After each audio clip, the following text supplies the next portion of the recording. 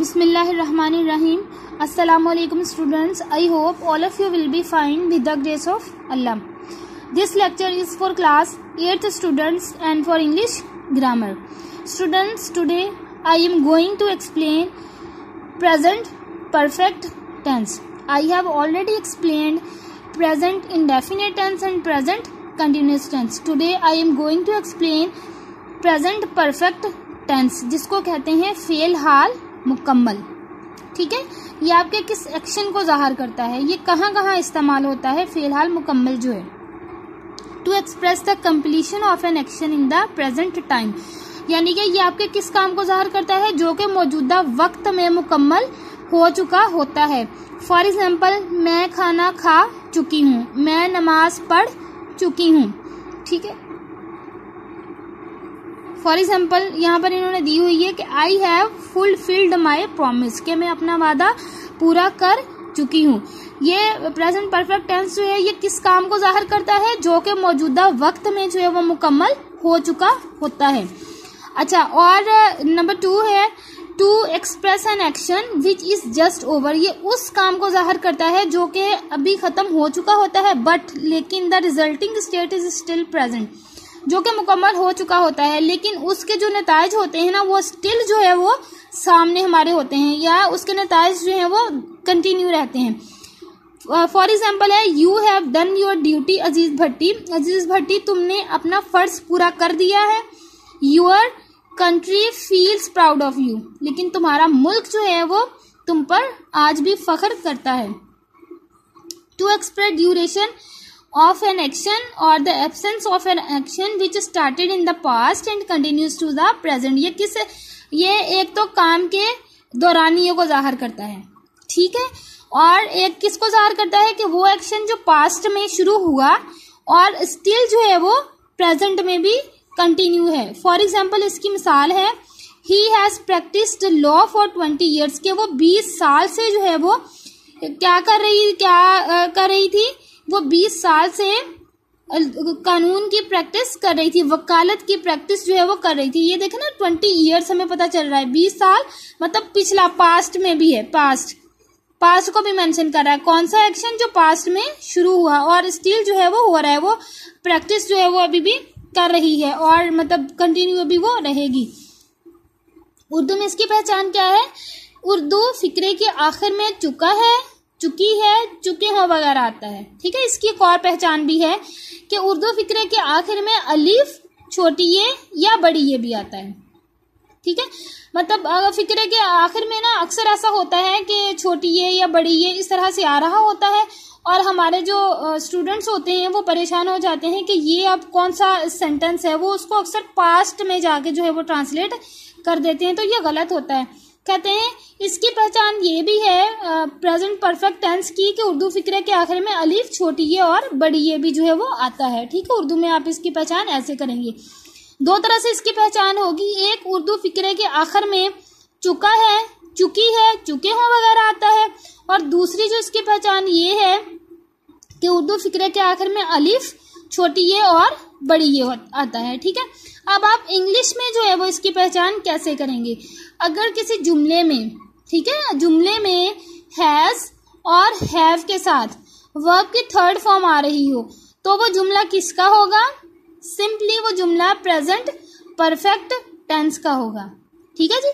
उर्दू में पहचान आप कैसे करेंगे?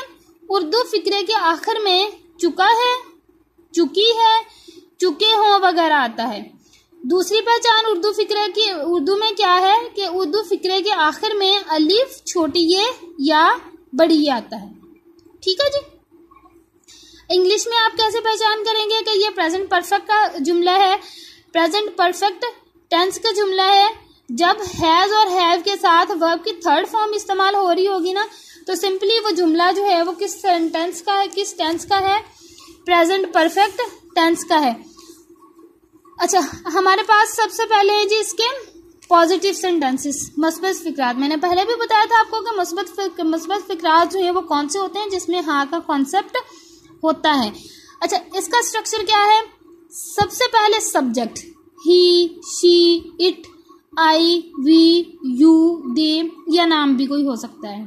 ठीक है, किसी चीज का नाम भी हो सकता है, किसी पर्सन का नाम भी हो सकता है। फिर हेल्पिंग वर्ब आएंगे, कौन से? हैज, हैव, ठीक है। और हैज और हैव के बाद क्या आएगा?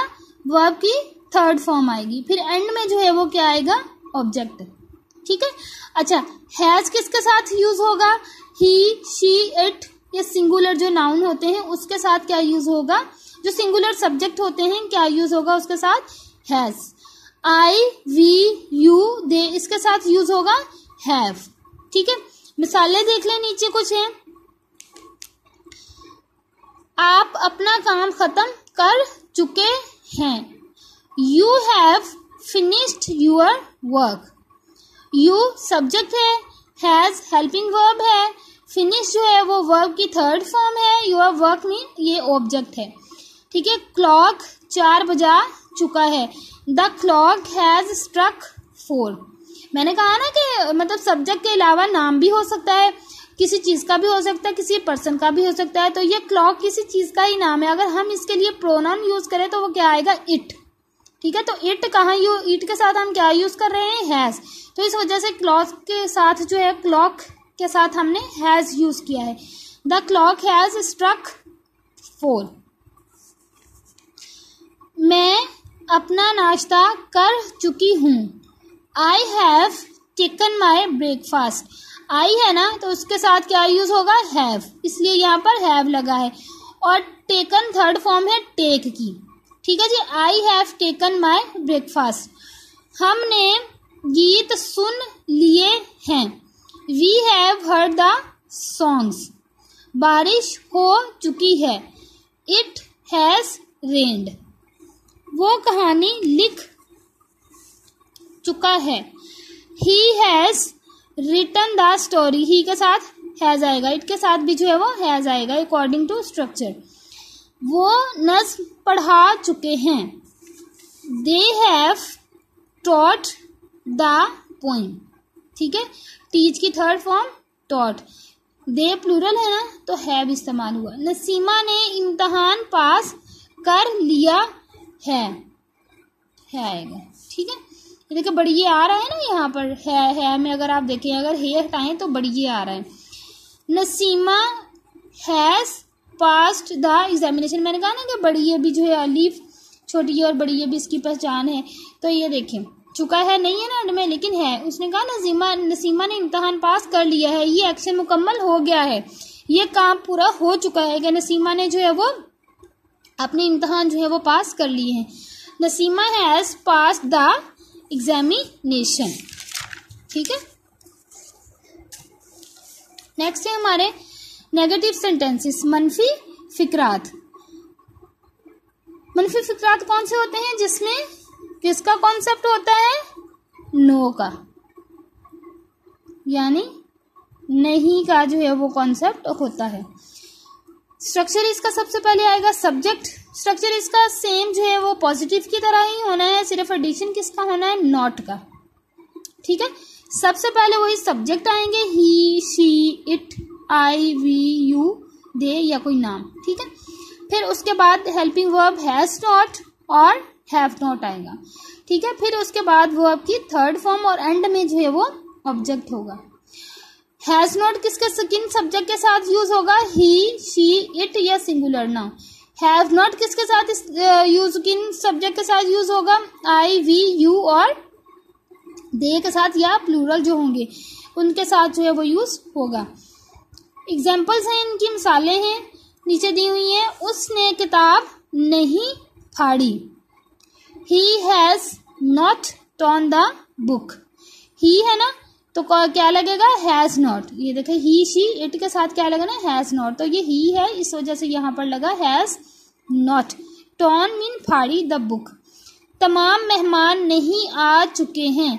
फाड़ी ये देखें छोटी ये आ रहा है ना, इसमें स्ट्रक्चर में आप लोगों ने पीछे देखा है ना कि अलीफ छोटी ये या बड़ी ये भी आता है। अब ये देखें ये छोटी ये आ रहा है यहाँ पर, ठीक है।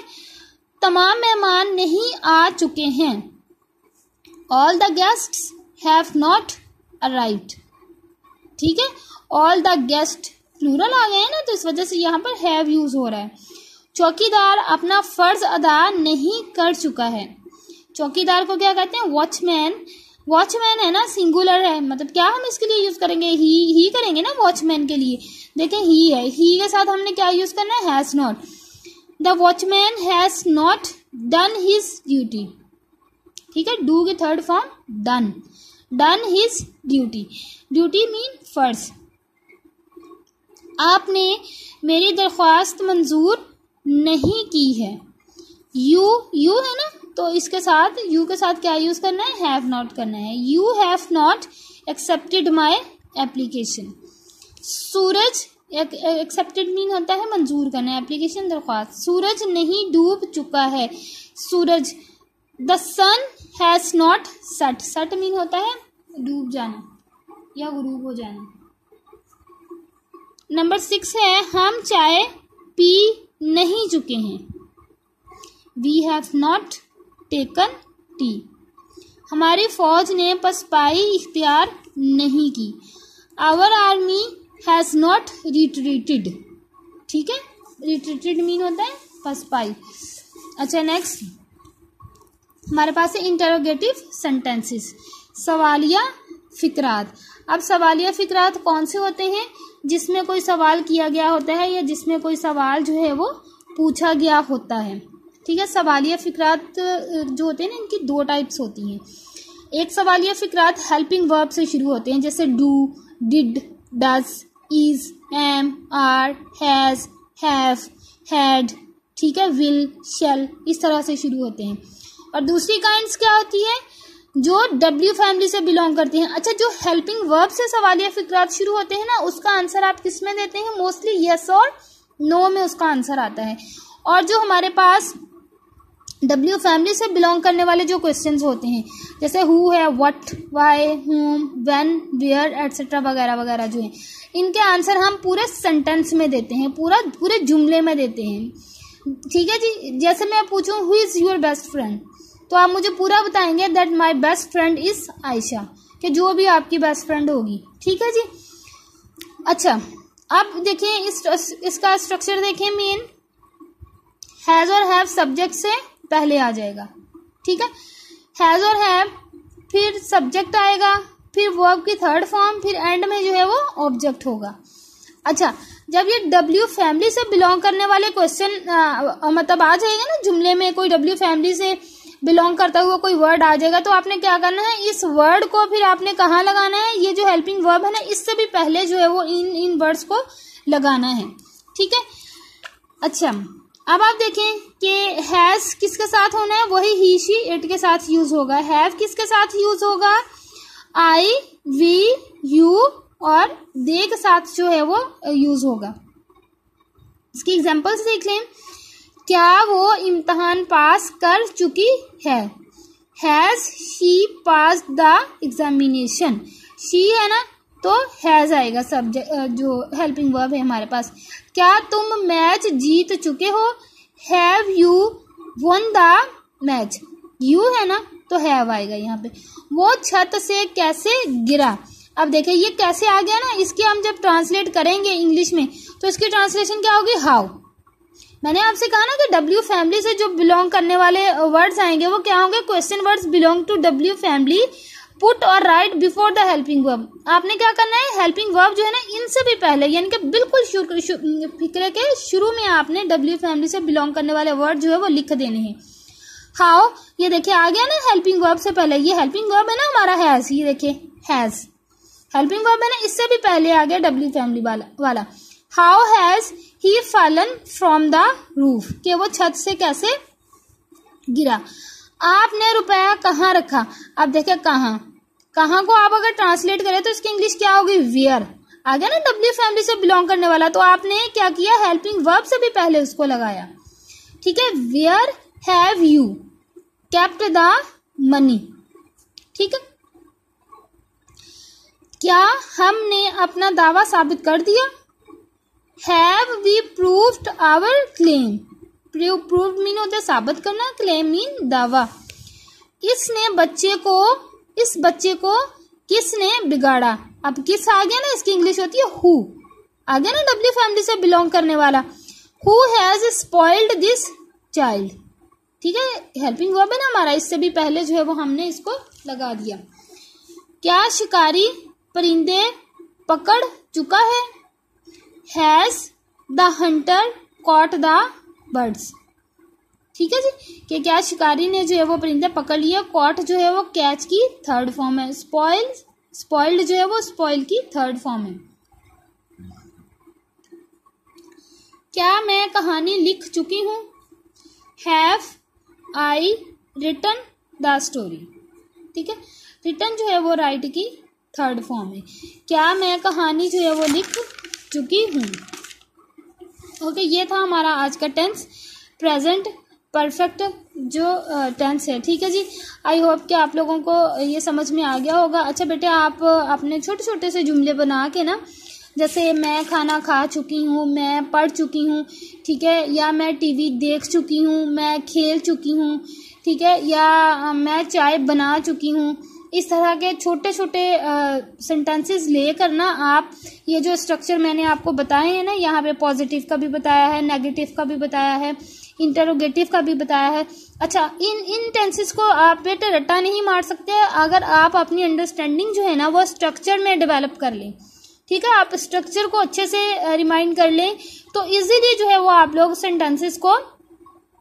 इन सेंटेंसेस को जो है ट्रांसलेट कर सकते हैं, अगर आपकी ग्रिप जो है वो ये स्ट्रक्चर पर हो जाएगी। ठीक है जी, छोटे छोटे से जुमले लें और उसको जो है वो ट्रांसलेट करें। जितनी आप प्रैक्टिस करेंगे ना उतना जो है वो आप इन टेंसेस में जो है वो ज़्यादा अच्छे होते जाएंगे। वो एक सुना होगा ना आप लोगों ने proverb, that practice makes a man perfect, कि जो प्रैक्टिस होती है ना वही इंसान को मुकम्मल बनाती है। तो बार बार आप अगर छोटे छोटे से सेंटेंसेस लेके आप उनकी प्रैक्टिस करेंगे ना तो ये जो टेंस है ना ये आपको बहुत इजी लगेंगे। अगर आप रट्टा मारेंगे तो वो इतना नहीं समझ में आएगा, लेकिन अगर आप जो है स्ट्रक्चर को याद करते हुए खुद से छोटे छोटे जुमले बनाकर उनको ट्रांसलेट करेंगे ना तो ये बहुत अच्छे तरीके से जो है वो आपको आ जाएंगे और आपकी जो ग्रिप है ना वो टेंसेस पर जो है वो बहुत स्ट्रांग हो जाएगी। आई होप कि आज का जो ये टेंस है प्रेजेंट परफेक्ट टेंस वो ये आपको अच्छे से समझ में आ गया होगा। बहुत शुक्रिया, अल्लाह हाफिज़।